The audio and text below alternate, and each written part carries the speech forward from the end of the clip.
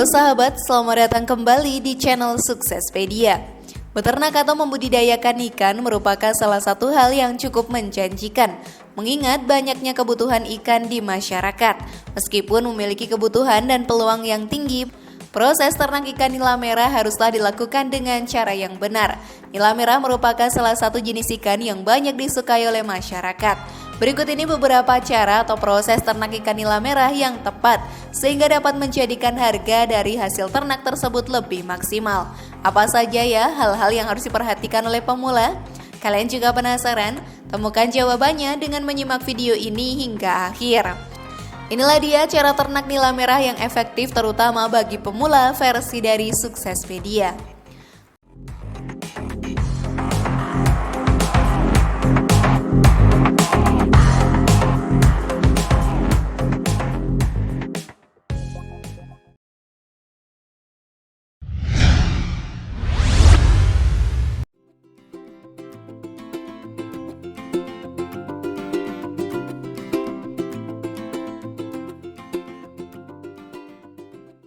Membuat kolam ikan nila. Hal pertama sahabat yang harus diperhatikan dengan baik oleh para pemula dalam beternak nila merah adalah mempersiapkan dan membuat kolam ikan nila yang benar. Kolam ikan nila merah dapat dibuat dengan ukuran berapapun, namun nantinya ukuran kolam tersebut harus disesuaikan dengan jumlah bibit yang akan ditebar. Contohnya, ukuran kolam 4x5 meter dapat menampung bibit antara 700 sampai 1000 ekor. Air yang digunakan dalam kolam sebaiknya berasal dari air PDAM dengan pH yang normal. Penggunaan pompa air juga sangat berguna loh untuk menunjang ketersediaan oksigen di dalam kolam. Dalam menyiapkan kolam, hal yang perlu diketahui yaitu syarat lokasi kolam ikan nila dan proses persiapan kolam. Syarat lokasi kolam ikan nila merupakan hal yang penting loh sahabat. Ikan nila paling baik tumbuh di dataran rendah dengan ketinggian 500 meter di atas permukaan laut. Suhu kolam antara 27 sampai 30 derajat Celcius. Kemudian untuk kolam indukan tidak perlu terlalu luas ya, tapi harus cukup dalam dengan ketinggian sekitar 100 sampai 140 cm. Setelah mengetahui syarat lokasi kolam ikan nila, langkah selanjutnya yaitu memilih jenis kolam yang sesuai dengan preferensimu. Meski berbeda jenis kolam, kamu tetap harus mempersiapkan kolamnya. Berikut ini langkah-langkahnya. Sebelum diisi air, sahabat perlu melakukan pengeringan kolam terlebih dahulu. Ini dilakukan 14 hari sebelum proses tebar bibit ikan. Tebarkan 150 kg GDM SIM granul bioorganik pada 1 hektar lahan di 10 hari sebelum tebar bibit ikan nila. Kemudian isi kolam dengan air hingga ketinggian 30 cm di 10 hari sebelum tebar bibit. Larutkan 5 kg GDM Black Boss dengan air, kemudian masukkan ke dalam 1 hektar kolam di 10 hari sebelum tebar bibit. Proses persiapan kolam dengan menggunakan produk GDM organik bertujuan untuk membantu mempersiapkan kolam agar nyaman dihuni oleh calon bibit ikan nila dan membantu memperbaiki kondisi kolam. Dengan begitu, sahabat bisa dengan mudah menumbuhkan pakan alami untuk calon bibit ikan nila. Nah, sebelum video semakin berlanjut, klik dulu tombol loncengnya ya, biar kalian gak ketinggalan info baru dari channel ini.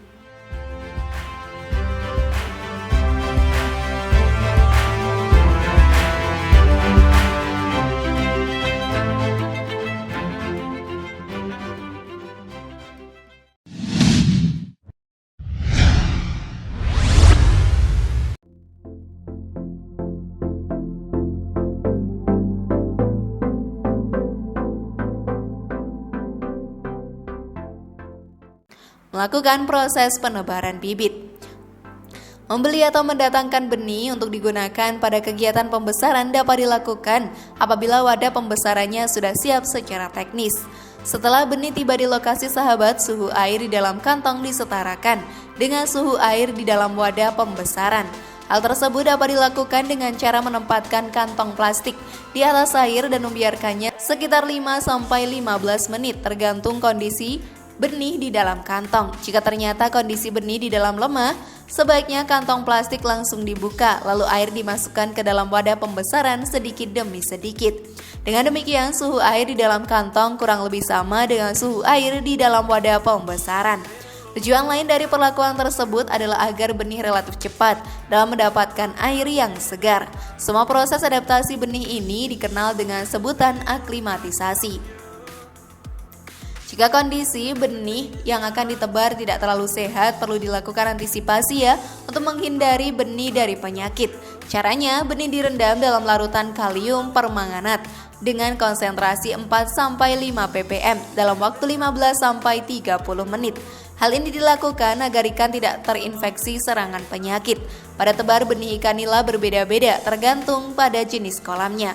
Untuk kolam air tenang, kepadatan cukup 10 ekor per meter persegi. Jika yang digunakan selama pemeliharaan di KAT adalah pakan di bawah standar atau menggunakan sumber pakan yang kandungan proteinnya di bawah 26%, pada tebar dapat dikurangi hingga 5 ekor per meter persegi.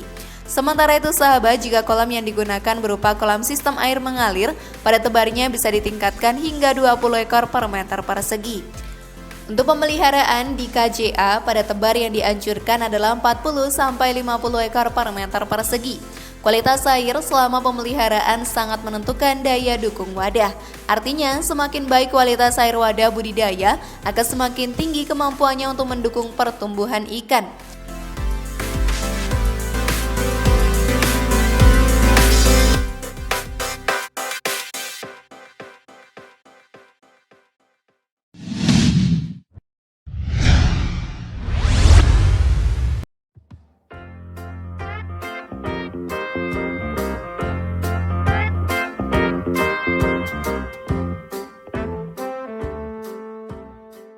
Pemberian pakan dan vitamin. Ikan nila sahabat adalah hewan omnivora yang memakan baik tumbuhan maupun hewan. Di alam aslinya ikan ini memakan makhluk kecil yang ada di dalam air seperti memakan plankton, fitoplankton, hidrilla, dan juga tumbuhan yang hidup di dalam kolam seperti azolla. Ikan nila juga bisa memakan sisa dapur dan juga buah-buahan. Pakan ikan nila terbagi menjadi dua, yaitu alami dan juga pelet. Salah jenis pakan bisa berakibat fatal loh, karena biaya produksi terbesar nila adalah pakan. Mengetahui pakan alami ini sangatlah penting, ini bisa sangat menekan biaya produksi yang kamu lakukan. Bayangkan pakan alami jika habis akan tumbuh lagi, tidak perlu keluar kocek. Bagi pembudidaya ikan, pakan adalah biaya produksi yang terbesar. Oleh karena itu, mengetahui pakan alami adalah solusi. Pakan alami saja kurang cukup untuk ikan nila ya. Kondisi yang terlalu kotor, misal banyak tumbuhan di kolam, akan mengundang hama dan juga penyakit ikan. Sebagai pembudidaya, kamu sebaiknya menambahkan pakan tambahan atau pelet dengan kadar protein rendah, yaitu 20-25%. Hal ini terbukti mempercepat pertumbuhan ikan nilamu. Di sisi lain, pakan pelet juga menghasilkan efek samping. Selain harganya yang relatif mahal, pakan pelet juga menghasilkan endapan yang kotor. Oleh sebab itu, kami akan membahas baik-baik pakan alami maupun pakan pelet buatan untuk ikan nila. Di awal budidaya ikan nila, kita harus membuat kolam. Nah, saat tahap pembuatan kolam, pastikan kolamnya bersih dari sampah, lalu beri pupuk dan juga siram air. Ini bertujuan agar di kolam kita tumbuh plankton, fitoplankton, dan kawan-kawannya. Makhluk-makhluk kecil ini akan menjadi makanan bagi ikan nila. Kadar proteinnya sendiri adalah antara 21-37%. Lumayan bukan? Selain itu sahabat, masih sangat banyak jenis pakan ikan nila yang lainnya. Baik yang alami maupun buatan, pemberian pakan dapat dilakukan sebanyak 2 kali dalam sehari. Dan karena ikan nila merah merupakan jenis ikan yang sangat rakus, maka jenis pakan yang diberikan sebaiknya bervariasi ya.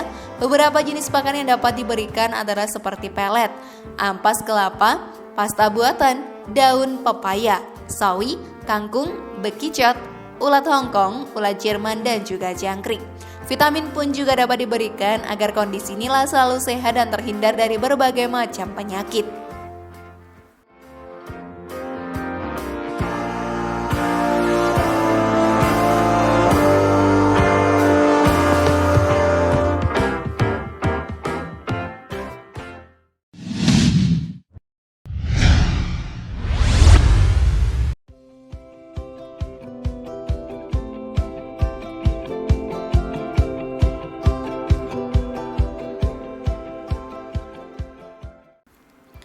Penanggulangan hama dan penyakit.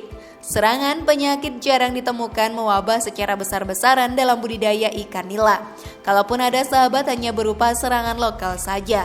Namun pembudidaya tetap harus berhati-hati ya, karena penyakit ikan nila bukan tidak mungkin datang mengganggu. Kondisi paling rentan terdapat serangan hama dan penyakit biasanya terjadi pada fase pembenihan ikan nila. Dari penetasan hingga penederan, penyakit ikan nila bisa ditularkan lewat aliran udara, air, dan juga kontak langsung, atau terjadi karena kondisi lingkungan yang semakin buruk. Pengobatan hama dan penyakit pada ikan cukup menyita sumber daya dan biayanya cukup mahal. Oleh karena itu, pencegahan harus lebih diutamakan dibandingkan pengobatan. Dilihat dari segi ekonomi, tindakan pencegahan lebih efisien. Pertama, kita harus melakukan pengolahan dasar kolam. Pengolahan dasar kolam yang dimaksud adalah pengeringan, pengapuran, dan pemupukan. Pengeringan dilakukan dengan menjamur dasar kolam setiap kali hendak memulai budidaya. Sinar matahari sahabat bisa membunuh sebagian besar hama dan penyakit loh yang mungkin ada pada periode budidaya sebelumnya. Pengapuran dasar kolam juga membantu mematikan sebagian penyakit. Memasang filter atau saringan pada pintu pemasukan air pun guna untuk mencegah sebagian hama dan vektor pembawa penyakit masuk ke dalam kolammu. Apabila langkah pencegahan sudah dilakukan dan hama penyakit tetap muncul, baru lakukan pemberantasan hama dan pengobatan penyakit ya, dengan menggunakan obat-obatan kimia. Yang perlu diingat sahabat, pemberian bahan kimia akan mendatangkan efek samping yang lainnya.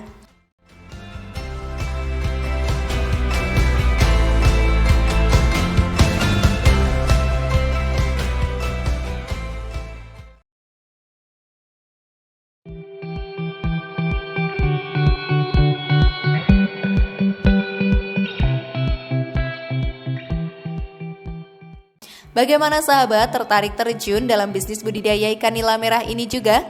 Share pendapat menarik kalian di kolom komentar ya. Semoga informasi tadi bermanfaat. Terima kasih sudah menyaksikan channel kami. Mari bangun channel Suksespedia dengan cara klik tombol subscribe, like, share, dan aktifkan tombol loncengnya.